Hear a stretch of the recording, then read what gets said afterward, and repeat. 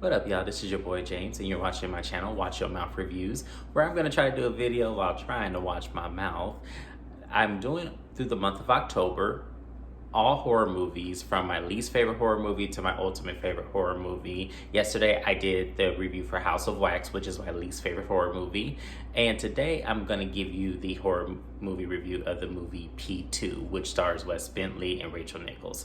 I love this movie. It is one of my least favorites, but it is a really good one. It's probably the best version of Cat and Mouse I think I have ever seen.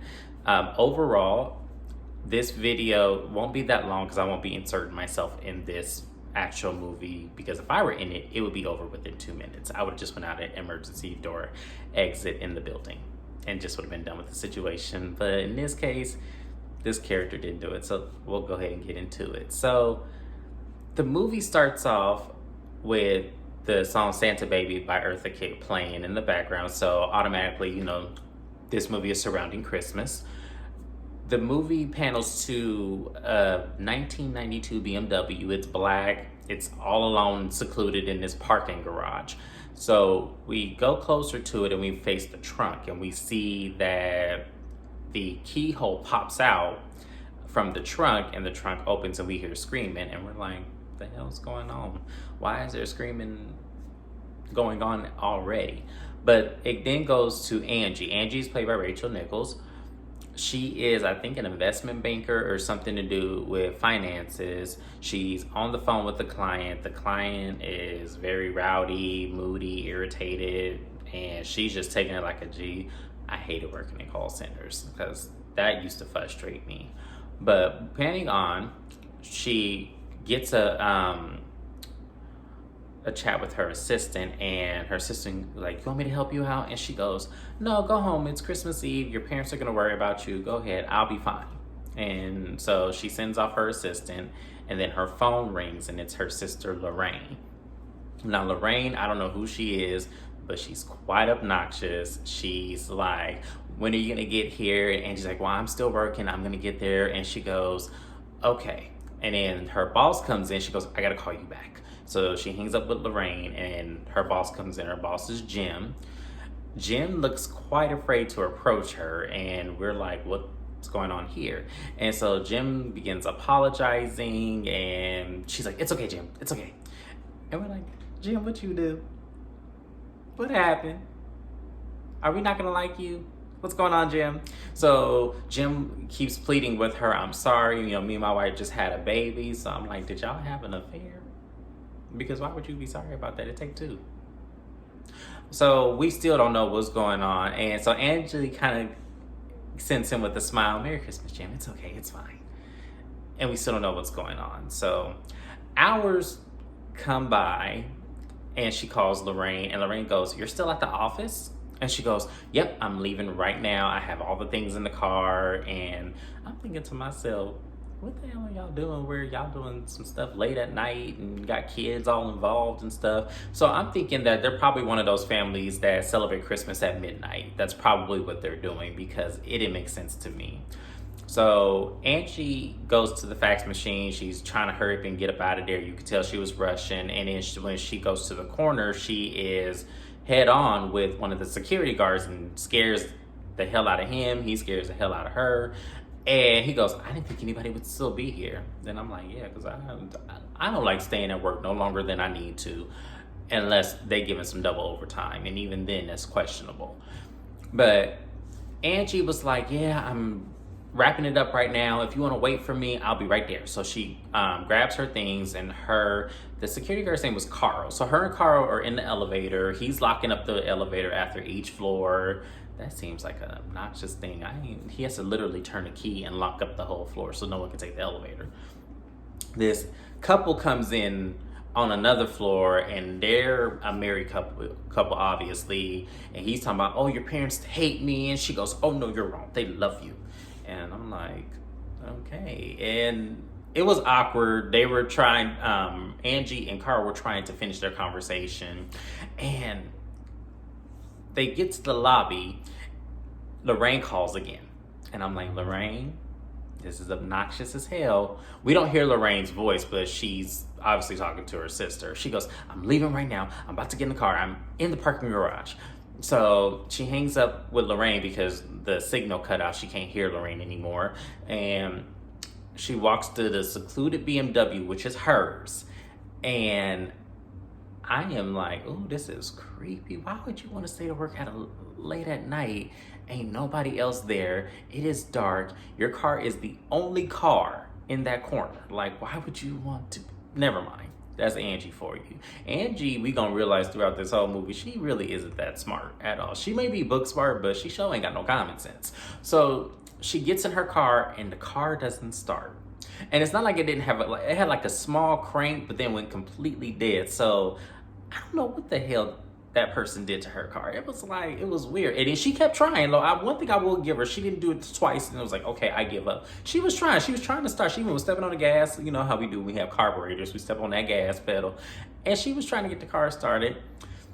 And then she looks around and it's creepy. So she's like, okay, I'm gonna get out the car now.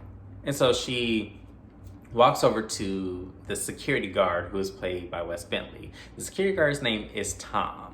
Tom has this very aggressive walk growler.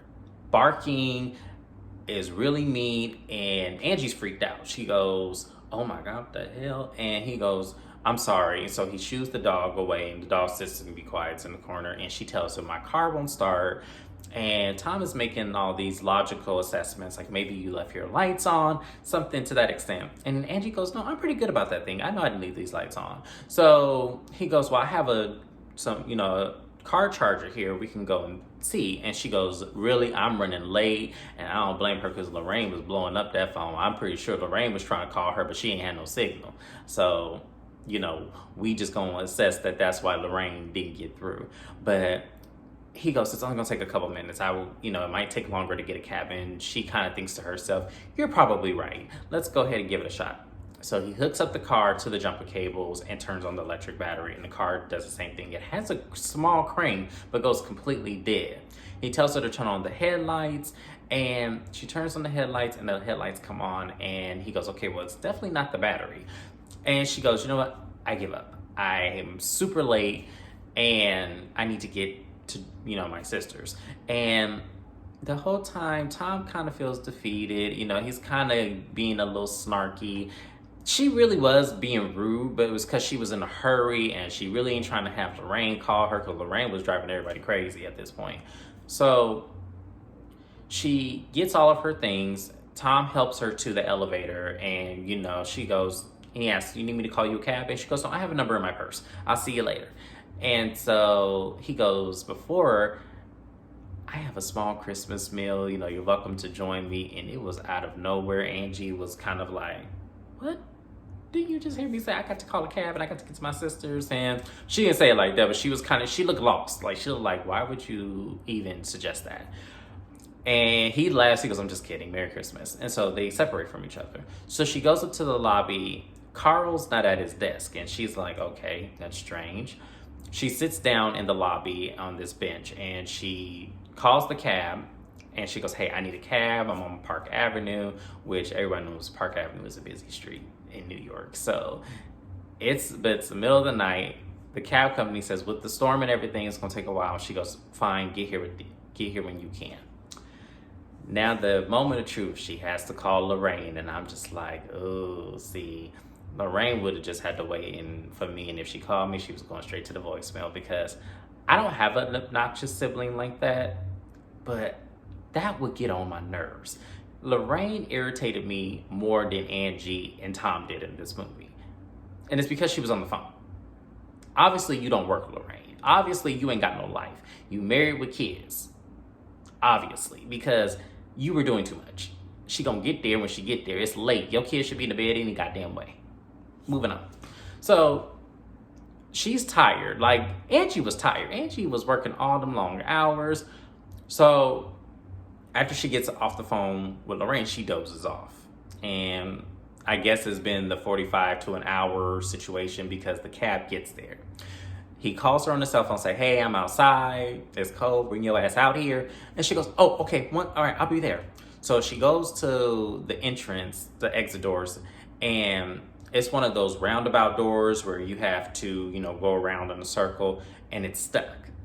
And she goes, "Are you kidding me?" And I'm like, "Well, it is late, and your ass is the only one there." So yeah, he locked up that shit and kept it moving. So she goes over to the desk, and this is where she messed up.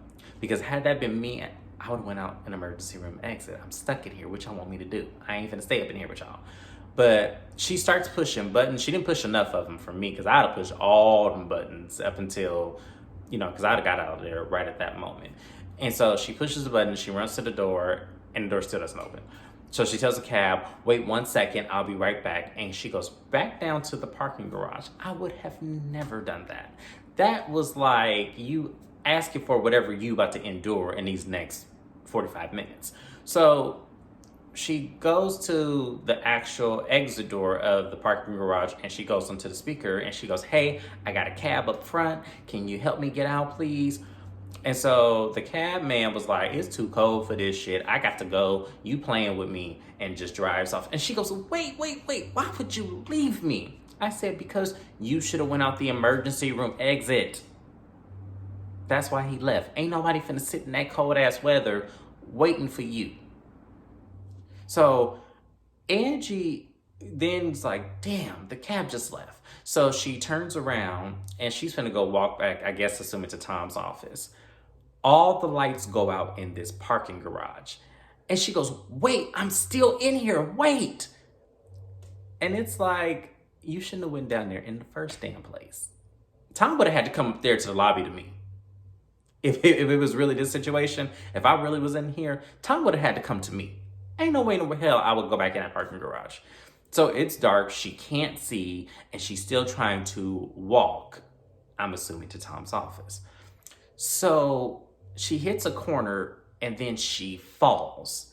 And she says, "Shit," out loud. And she goes, "I can't believe I just fell." And it's like, well, you did try to move. It's dark, you missed the corner, you lose your footing, it happens. Tom approaches out of nowhere in the dark, creepy as hell, and knocks her out. I think he put like some kind of anesthetic or something to where she couldn't breathe, and knocks her out. When she wakes up, Tom is in her Santa Claus outfit that she was reserving for her dad. And I'm like, oh my God. And she gets up, and then she literally is tied to the table that he has her sitting at. And she's like, "What the hell's going on? What are you doing?" And he goes, "Ho, ho, ho." He goes, "You fell." And he tried to make it seem like she knocked herself out when she fell. And I'm like, "Tom, oh, you wrong for this." So Tom then takes off the uniform and he goes, "Well, I guess you could have that dinner after all." And she goes, "You better untie me. You better untie me." And it was really like Tom had no reaction today. It was like a normal conversation for him. And I'm like, damn, this dude is crazy. So he's pretty much acting like this is a date. He's bringing out all this food. And so she realizes, okay, he's not responding. I need to play along and try to see if I can reassess, asking him to let me go. And that's pretty much what she does. So he's asking her where she's from and what she does. And he's been talking about how long he's been watching her in and out this building. And it's just really creepy. So after that, she's like, I gotta get the hell out of here. And what she ends up doing, which I felt was really, really stupid, you had to play along all the way with somebody like Tom. You can't just switch up your attitude. You got to really entertain this crazy and get him where he's vulnerable, and then you get his ass. So what she ends up doing is she ends up trying to get away when he comes over there, because her foot is kind of cramped underneath this table. Like, she really is having a hard time. So he tries to loosen it up, and then she stabs his ass with a damn fork. And I'm just like, why? And he had no reaction. I wonder if they really, when they did the interview for this movie or for this job, let's say this is real life, did they really do a background check? Because Tom is giving me all kinds of mental institution crazy. Like, there was no way he wasn't in an asylum. Like, y'all are not going to convince me of that. But he responds, the dog is going crazy because at this point, the dog, you didn't stab my master, now I got to attack you. The dog is chained up. The dog can't really get to her. But she's still tied up. She still has an ankle on. That's why I said stabbing him at that point was just stupid, Angie. But they decided to go on this ride because at this moment, Tom showed her what Jim did to her, apparently. So we see what Jim does. He basically tried to get with her and tried to force himself on her. He didn't really get too far. Excuse me. Ooh. She stops, and what she does is she points her finger. We see from the footage, she points her finger and wants out the elevator. And he's like, oh shit, I can't believe I just did that. Definitely feeling sorry in that moment. So after seeing that, Tom decides to get her in the car and they drive down deeper into this parking garage. Apparently this parking garage is 4 levels underground. So they get to the last level and we see Jim strapped onto a chair and she goes, wait, what's going on? What are you doing? And he's coming from this standpoint of, look, he tried to force himself on you. You need to teach him a lesson. And I said, now ain't this the pot calling the kettle black because you just kidnapped her? So when you hand her this club that she's supposed to hit him with, does that mean now she gets to turn around and hit your ass with it? Because that's what I would have said. I'd have been like, so you kidnapping me in this moment, you ain't no better than him right now. But Tom ain't trying to hear that. Once again, she's trying to reason with them. And I guess saying his name is a trigger. Or maybe the way she said it was a trigger. Because he said, stop calling my name. Stop calling my name. I'm not going to hurt you. And it's like, oh, shit. Like, what do you do in this moment? Because you're handcuffed now. You can't get out. But she's trying to get out. She's trying to see if she can wiggle her way and kind of turn. But she's doing it discreetly. And Tom gets out the car. Because she's not going to hit him with the club. So he decides, I'm going to hit him with this club. And he goes, and she says, Tom. And he goes, what? He tried to hurt you. Why don't you see this? And I'm like, once again, Tom, you just kidnapped her. You ain't no better than Jim. So he has Jim tied to this office chair. Jim can't even scoot his way out because he's tied up to an extent where he can't even use his body weight to move that chair. So he hits Jim in the head with this thing repeatedly.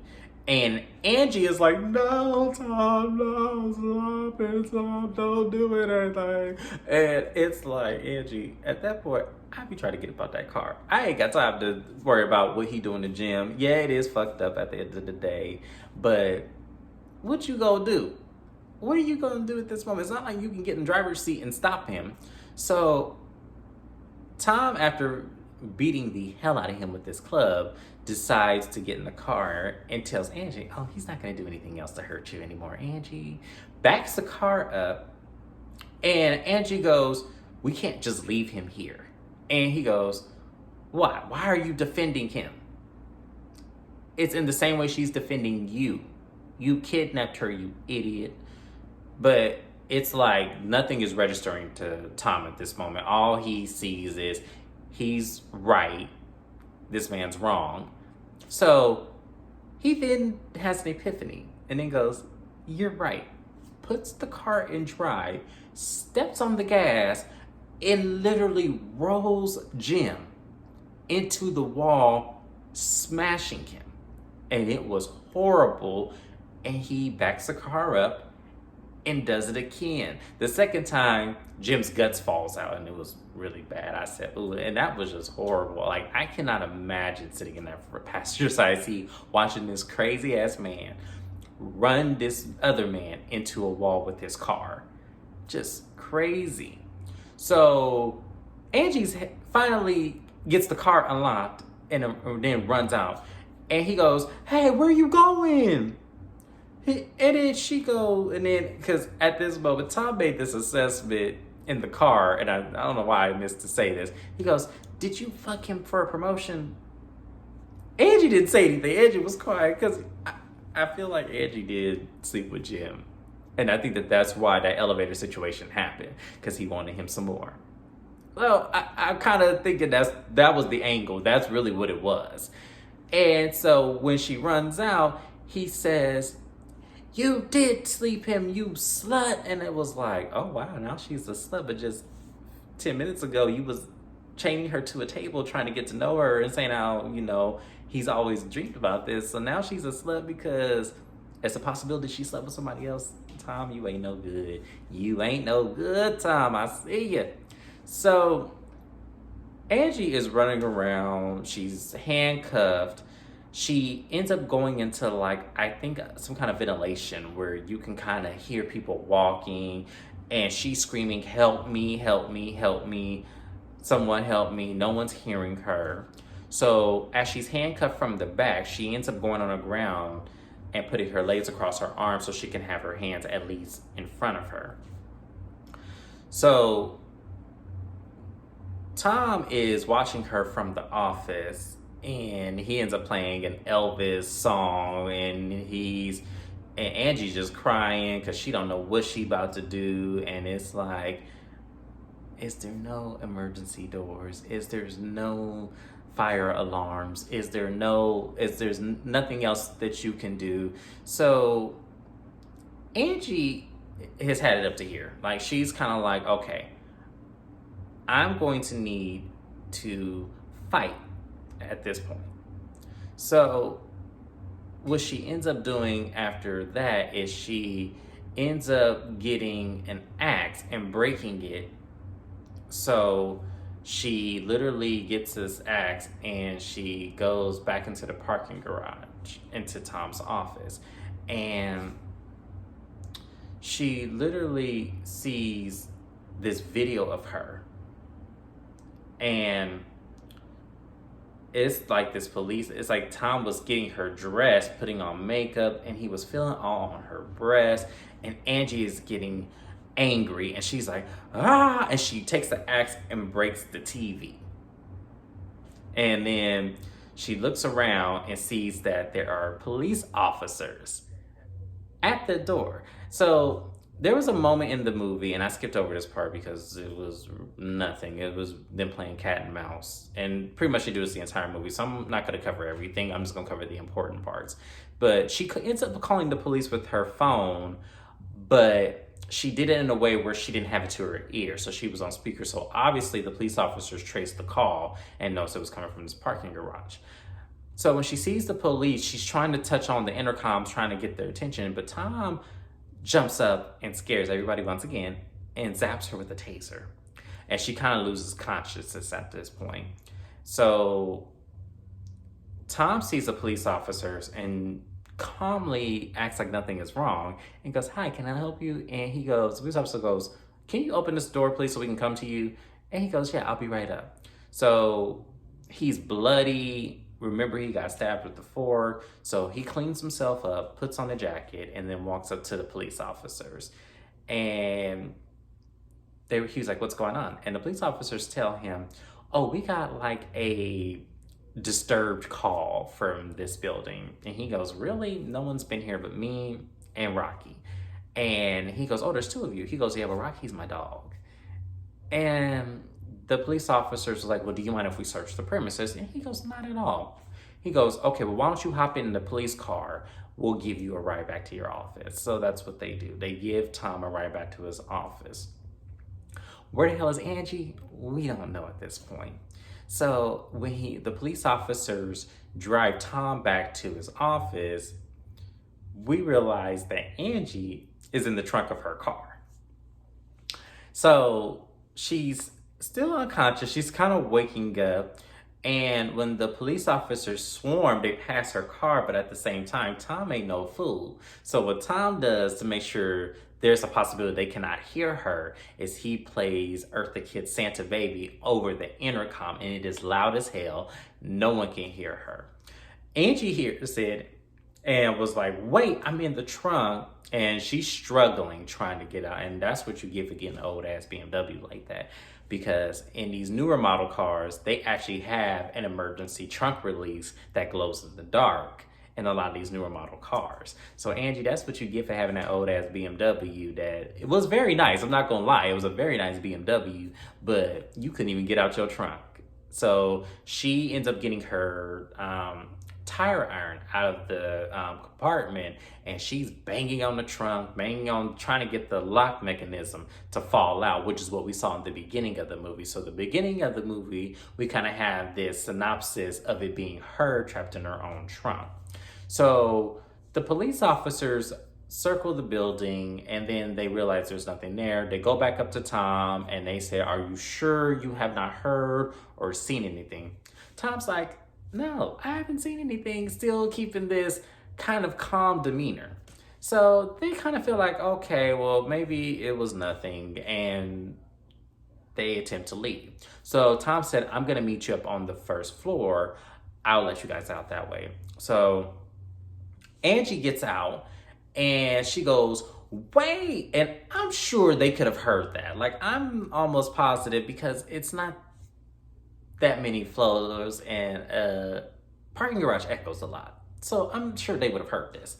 But to that extent, Tom lets them out. They go up. Angie runs and she sees the car, but then she sees Tom and Rocky, that crazy ass dog. And what does Tom do?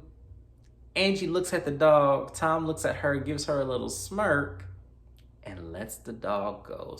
Angie is running. She is duking. She is running and is going. And I'm just like, damn, that is cold-blooded of you, Tom. You gonna let that vicious ass dog attack her like that, you crazy ass mofo. So at this point, Angie runs to the, I guess in this parking garage, which was strange as hell, had a rental car place in it. Now, I'm not a thief. I don't steal. I had no intentions to steal. But when you're in a situation like that situation, everything goes, because survival is the bottom line at this time. So Angie did what any decent human being would do. She breaks the window to one of the cars and gets in. But I wouldn't have done that. No. I would have broke the window to the building, broke into the safe box, got some keys, and got in the car. But she does eventually do that, but the time that she does it took too damn long. I would have been did that. But what Angie decides to do, she crawls in the back seat as if this dog is not smart and can't sense you. The dog jumps up through the window, bites her, and she does a very unfortunate thing where she puts the tire iron in the dog's neck and stabs him and literally kills the dog. It was sad. I kind of didn't want the dog to die, but the dog was vicious though. So I guess in that situation, look, it's either me or this dog. So this dog got to get it. Sorry, pup. So she goes into the rental car place. At this point, she's still bleeding. She calls 911 from the rental car phone. She gets through, but they tell her to please hold. Y'all not doing nothing at 2 and 3 o'clock in the morning. What is y'all talking about please hold for? Tom comes by with this flashlight and she ducks down. She grabs, I don't know if it was the staple. You know how some offices have like a device or a little tool where you can remove a staple from a form of papers. That looks like what she had. So she breaks into the box and she grabs a handful of keys. Tom realizes his dog is dead and he goes, "You killed my dog, you bitch. You killed my dog. He was an innocent animal." And I said, "Tom, we not doing this today. We not finna do this with you today. I'm not finna go there with you because you let the dog out. You let him out of your care. What happens to your dog when it's on attack? It's either me or this dog. We not finna go there." So Tom looks at the building and then sees that she obviously is in there. So Angie is preparing because she realizes she has to do something. So I don't know when Tom walked in, she sprayed something at him and hit him. But I don't know what it was that she sprayed on him, but she hits him and was able to get out, and she locks him in the actual rental car building. So she locks him in, and she's literally pressing on the alarms of all these cars, and they're all over the place. So the closest one to her ended up being this Pontiac Sunfire. So she gets into the Pontiac and she starts the car up and she ends up driving. Now, she's still handcuffed at this point. She can't get the handcuffs off. And she's crashing this car, fucking it up. So even if she were to try to get out, the car wasn't gonna make it too much further. So she literally is driving around. Tom eventually breaks the window of the rental car place and he hears that she got in the car and drove off. So she drives up to the front gate and she steps on the gas further, trying to get some rim, because she's gonna ram this gate. But Tom had something up his sleeve because she didn't get the success of ramming that gate. What ends up happening is they end up having a collision and he crashes the car. Crashes his own car, she crashes the rental car, and she falls out. So Tom kind of, comes to it. He kind of knocked himself out for a slight second, but he gets his bearings together and he looks over. Angie done backed that car up and she trying to get off, and so he goes in the other direction and she's driving around trying to avoid him.